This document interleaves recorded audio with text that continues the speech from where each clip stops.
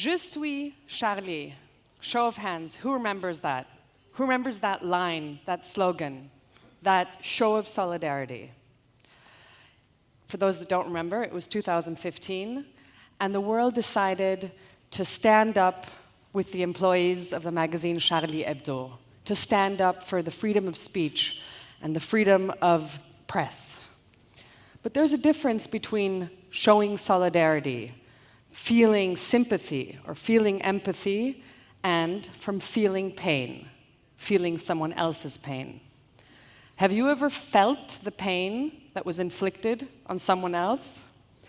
Today, I'm speaking to you about the nuances of solidarity and what each of us can and must do, even with some limitations. Let me tell you a story. About 2,000 years ago, the Rabbi Yehuda Nasi was confronted with a question. Were conjoined twins to be counted as two people or as one? They had two heads. Do both need to put on tefillin? If they are two people, do they each get a share of the inheritance? And he had an idea. He said, put one hand in hot water and see if both heads feel it, feel the burn. If they do, they're one person. And I believe that's what happens with all of us.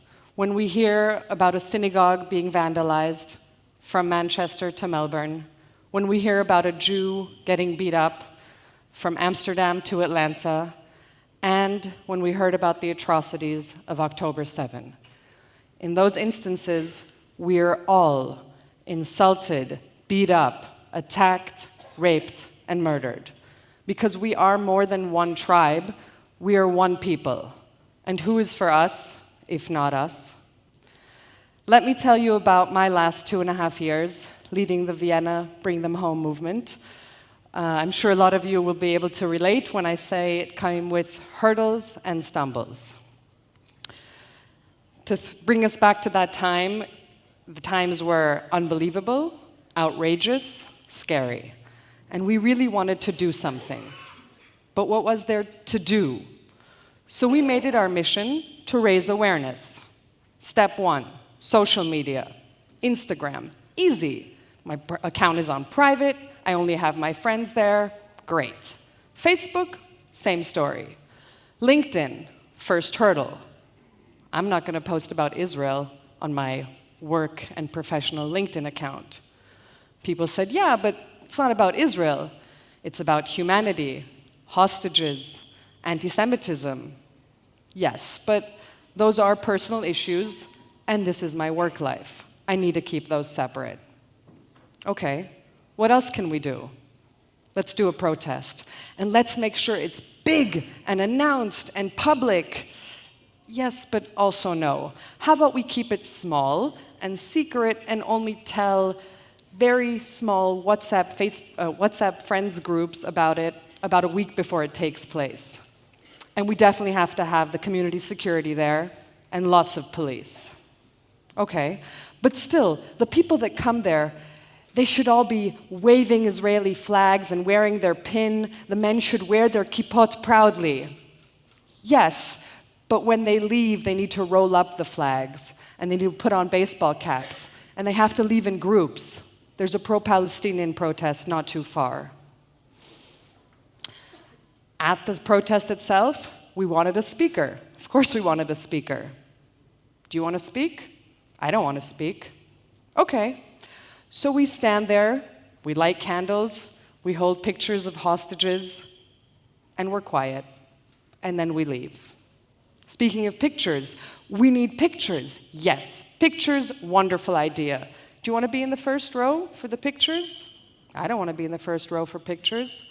So yes to pictures of the strollers and of the children's toys, from the back of women wearing gray jogging pants and red paint between their legs. Yes to pictures of posters of hostages, but no faces. We need media. Media is always important, definitely. Let's get media there. They're going to want to do interviews. That's a wonderful idea. Do you want to do an interview? My name and face on TV? No, I'm not doing an interview. I think you get the gist.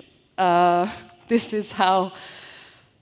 was our main struggle. This is what we dealt with. We wanted to be heard, but we didn't want to speak. We wanted to be seen, but we didn't want to show our face. I was told, though, that I can't end this talk with vulnerability, so let me continue with what I'm sure you all know. In the end, we succeeded. We managed. We organized flash mobs, we organized protests, interviews, we met with politicians, they came to our events. We called news outlets, corrected them on their false information and their false posts. We had arguments with people on social media. We were proud, but careful. We may have taken down our mezuzot, but we wore our bring them home tags. We had sticker wars on the corner lamppost. We made sure the hostages were not forgotten. We made sure they were all brought home. We went to Hostage Square, we sang Am Yisrael High, and we fought the fight, each of us to our best abilities. We mastered a careful balance between being safe today and ensuring the safety for generations to come.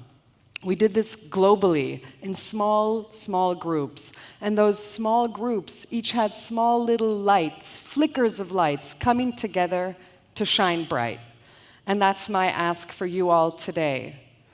Shine your light. And sometimes you'll shine it brightly, and sometimes you'll have to dim it down. But do shine it. And also, don't just preach to the choir. This is a lovely room. It's the best room.